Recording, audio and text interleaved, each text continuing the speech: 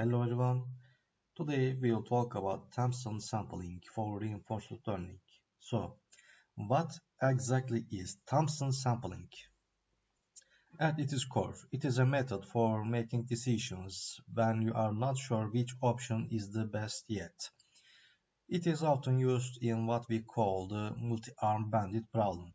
Now, let's take a step back and imagine you are in a casino standing in front of a row of slot machines, okay? And each machine has its own probability of paying out, but you don't know what those probabilities are.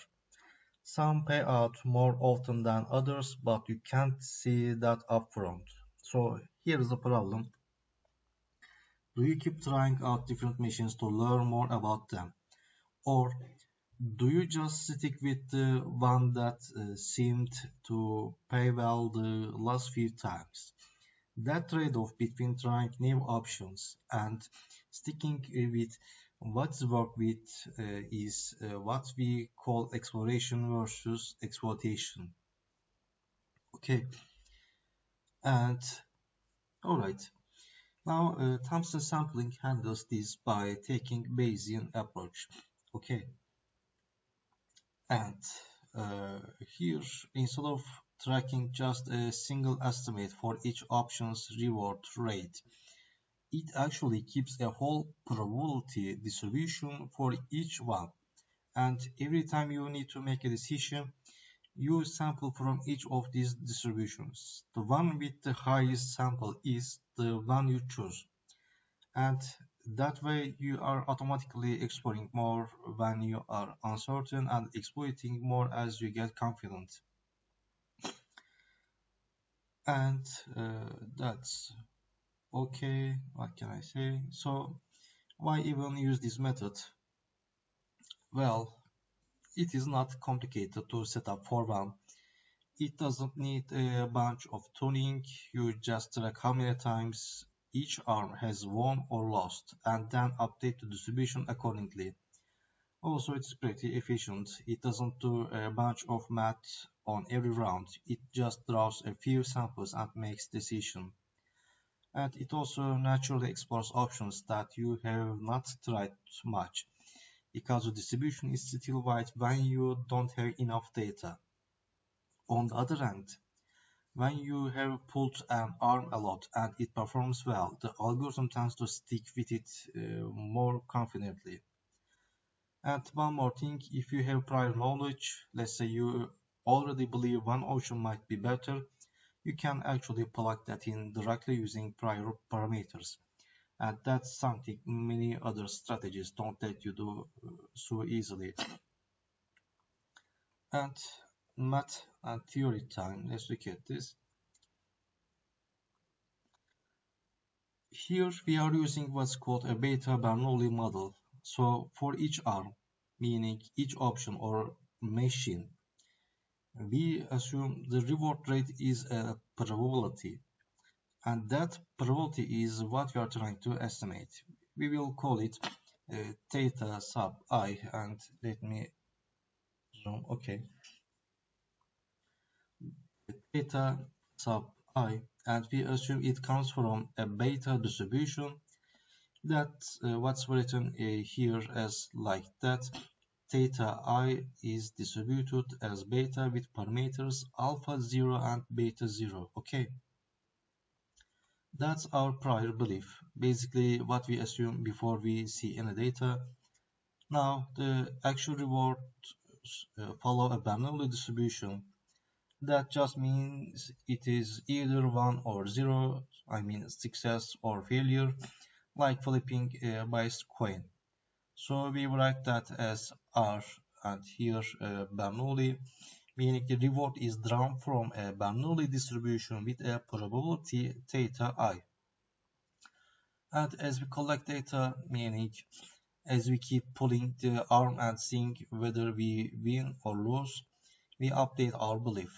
The updated distribution is called the posterior, and here it is written as like that.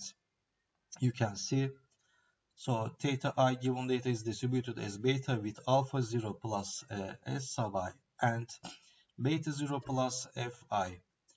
And here this s sub I means the number of successes and fi means the number of failures. Basically, we are just adding wins and losses to prior counts. Okay, and here algorithm steps. Step 1, we initialize. That just means we set our prior values, which are alpha 0 and beta 0. Usually we start with 1 and 1, which makes it a uniform distribution. But if you already have some expectations, you can use different values. And step 2, we sample for each arm. We draw a value theta I from the best beta distribution with current alpha and beta values. So it is written here as like that. And what is that? Theta I is sampled from beta distribution with parameters alpha I and beta I. Then in step 3, we pick the arm with the highest sampled value. So we look at all the thetas we just draw and select the one that's biggest. That's our decision for this round. And finally, in step 4, we update if the arm we choose gave us a reward, we increase alpha, and if it didn't, we increase beta. And mathematically it is written like that, you can see. So we are just keeping a running count of well each arm has done so far. And demo is here, and let's look at this. Here's where we can see everything in action, and we have got 3 bandits here, red, blue and green. Each one has its own true success rate, which is hidden from us during the experiment. And the red one, for example, has a true rate of 0.30, which means it gives a reward 30% of the time on average. Blue is here 50% and green is 70%. And okay, you can see they all have the same initial estimates, and at the start that's because we have not pulled any of them yet. And you can see their estimated rate is 0.5 and their alpha and beta are both 1, meaning our belief is totally neutral for now. And you can see here what's happening. Here reward and rate is here, and okay, and stop auto and Thompson sample here and here. Okay, and also notice this confidence. Okay, and let's look at this here, confidence bar undernet. When we don't have much data, meaning we have not pulled that bandit many times, the confidence is low. The bar is short. As we collect more data, that distribution tightens and the bar grows. Okay, look at this. And so every time we press Thompson sample, the algorithm draws one sample from each bandit's beta distribution and selects the one with the highest sampled value. And once we start pulling, we will begin to see differences in how each bandit performs. The one with highest actual reward rate should gradually get selected more often, but not immediately. It takes time to learn that from experience. And that's done. And here we can see our results. Okay, that's working. And okay, so comparison is here. Okay, compare Thompson sampling with another well-known algorithm, UCB, which stands for upper confidence bound. So what is the main difference? Thompson sampling takes a Bayesian approach, and that means it treats the unknown reward rate as a random variable and keeps updating its belief over time using distributions. Every time we need to pick an arm, We draw a sample from each of these distributions and go with that gives the best sample. And this naturally encourages exploration when we are unsure and exploitation when we are confident. And UCB, on the other hand, is a frequentist method. Instead of sampling, it calculates an upper confidence interval for each arm. It always picks the one that has the highest potential upper bound based on the data seen so far. And that makes it a bit more cautious. It tends to out-explore at the beginning, especially when there is not much data. Both algorithms actually achieve the same theoretical regret bounds, that is, they regret, or in other words, how much they lose compared to the best possible strategy. Gross at the same rate, which is written as here, big O k log t, where k is the number of arms and t is the number of rounds. But Thompson sampling usually performs better in practice because it adapts more smoothly to the uncertainty. Okay, and reward applications is here and A/B testing is here. This one's pretty common in web design and marketing. Let's say you are running an online store and you want to test different versions of your homepage, maybe different button colors or layouts or text. Instead of splitting traffic 50-50 and waiting forever to get the results, Thompson sampling dynamically shifts traffic toward the better performing option as data comes in. And that way you don't lose too much time or revenue during the test. Next, recommendation systems here. These are used by platforms like Netflix or Spotify. And the idea here is to keep suggesting new items to the user while also learning their preferences over time. Thompson sampling can help decide which recommendation to try next based on both the current knowledge and the uncertainty. Another important one is online advertising. You can see here.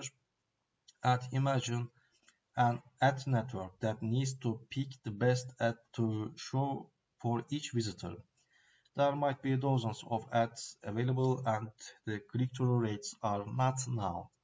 Using Thompson sampling, the system keeps updating its belief about which ad performs best, and over time it starts favoring the most promising ones. Google AdSense does something very similar. And finally, clinical trials. These ones more serious. When you are testing multiple treatments or drugs, you don't want to waste patients on treatments that don't work. And Thompson sampling lets you allocate more patients to the treatments that are showing good results while still learning about the others. That's better both ethically and statistically. Okay, that's done. And here are advanced topics. And let's look at what are they. One important extension is what we call contextual bandits. Now earlier we assumed each arm had a fixed reward probability independent of the situation. But in many real cases that's not true. Context matters. For example, in recommendation systems you would not suggest the same content to everyone. What works for one user might not work for another.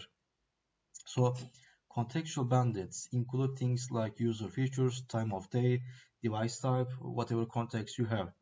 In this version, we model the expected reward as a function of the context. And in linear Thompson sampling, for instance, we assume the expected reward is x transpose times theta, and here written as E of R equals x transpose t theta, where x is the context feature vector and theta is a parameter vector we are trying to learn. And we start with a prior belief that theta follows a normal distribution, and here we can see theta is normally distributed between mean mu naught and covariance sigma naught. And after collecting data, we update our belief. The updated belief becomes theta given data, or theta given data follows a normal distribution with updated mean and covariance. Then when it's time to choose an arm, we sample a new theta, multiply it with the context vector x, and go with the arm that gives the highest results. Another real-world challenge is when the environment changes over time, and this is what we call non-stationary bandits. Maybe user preferences shift, maybe the ad inventory changes, maybe something breaks. So how do we deal with that? And one way is a sliding window approach. Here, instead of using all historical data, we only use the most recent data, say the last 100 interactions. That keeps the model from being stuck on outdated beliefs. And another way is discounted updates. This means we still use all past data, but we give less weight to old observations. The newer the data, the more it affects the result. That way, the algorithm stays responsive to change. And to wrap this up, let's talk about implementation, what you should keep in mind when putting this into practice. And first thing, the choice of priors. If you want to start neutral, you can go with beta 1.1. That's uniform prior. It means you have no strong belief either way. If you want to start pessimistic, maybe you expect most arms to perform poorly, you could use something like beta 1.10, which leans toward low probabilities. On the other hand, if you want to assume high success rates from the start, you might go with beta 10.1. And if you have got some historical data or domain knowledge, you can set the priors based on that. And a few things to watch out for. And first, make sure you explore enough early on. If you don't, you might walk into a bad option too quickly. That's a common mistake. And second, be careful with delayed rewards. If the result of an action is not now right away, you will need to deal with that in your update logic. And third, remember that sampling distributions can be computationally expensive if you are working at large scale. You might need approximations. And lastly, think about what exactly you are treating as a reward. That decision really affects how the algorithm behaves. Pick a reward function that matches what you are actually trying to improve.